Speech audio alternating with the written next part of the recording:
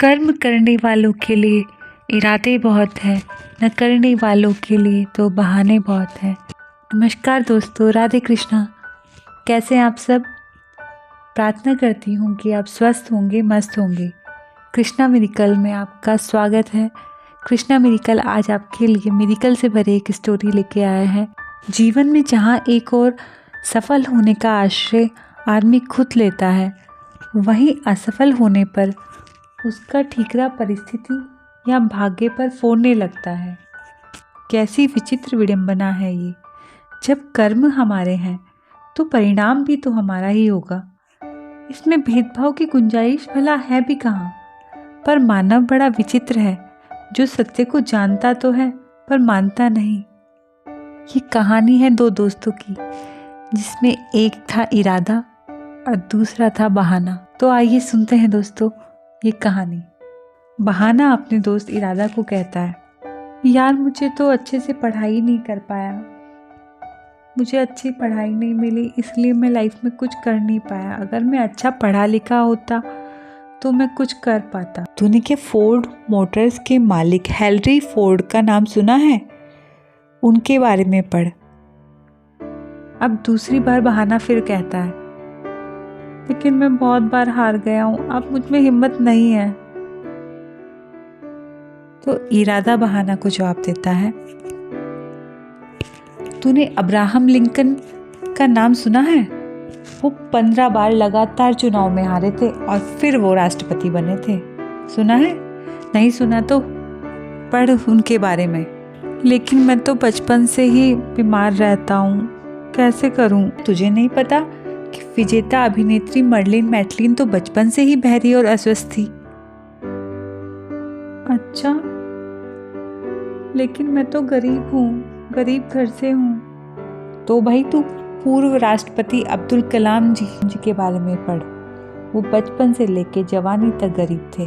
और लेकिन मेरे पास तो कुछ भी नहीं है, केवल एक साइकिल है।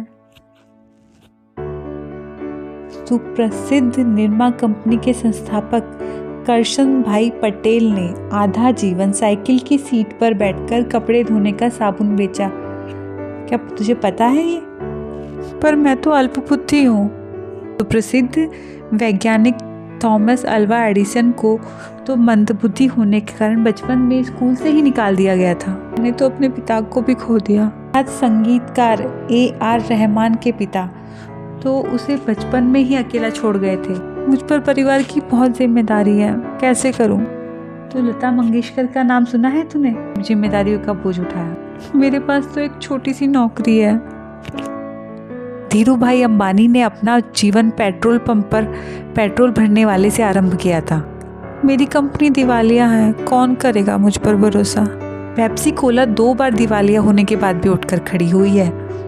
अच्छा, पर मैं नर्वस हो जाता हूँ हर सिचुएशन में। तो तू डिज्नीलैंड के बारे में पढ़।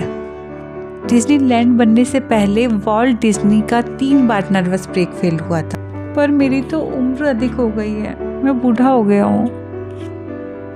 तो तू केंटकी चिकन के बारे में पढ़ भाई। उनकी उम्र 60 साल की थी जब उन्होंने अपना बिजनेस शुरू किया था। लेकिन मुझे ढेरों बीमारियां हैं। वर्जिन एयरलाइंस के मालिक अनेक बीमारियों से ग्रस्त थे, पर मेरी लंबाई कम है। क्या सचिन तेंदुलकर से भी कम है? और मेरे पास धन तो है ही नहीं। सो तो इन्फोसिस के संस्थापक नारायण मूर्ति के पास भी नहीं था। उन्हें तो अपनी पत्नी के गहने भी बेचने पड़े थे। तो दोस्तों, हमारे अंदर भी ये दोनों ही दोस्त रहते हैं, बशर्ते हम ध्यान किस पर देते हैं ये मायने रखता है। इसीलिए अगर जो इरादा हो कुछ कर दिखाने का, अगर जो इरादा हो कुछ कर दिखाने का, तो लाख बहाने बना ले ये मन, पर हमें रुख बदलना है ज़माने का। दोस्तों, मजबूरियाँ, संघर्ष, हर किसी को इन रास्तों से गुजरना पड़ता है। अपने हालात को बदलने के लिए पहले खुद को बदलना पड़ता है। तो आज से ही बहाने की आदत को छोड़ें और इरादा ठान लें कि कुछ कर दिखाना है। और इन महान लोगों के बारे में पढ़ें जिन्होंने अपने हालातों की परवाह नहीं की और इतिहास रच दिया, जो अब आपको रचना है। राधे कृष्णा, नमस्कार।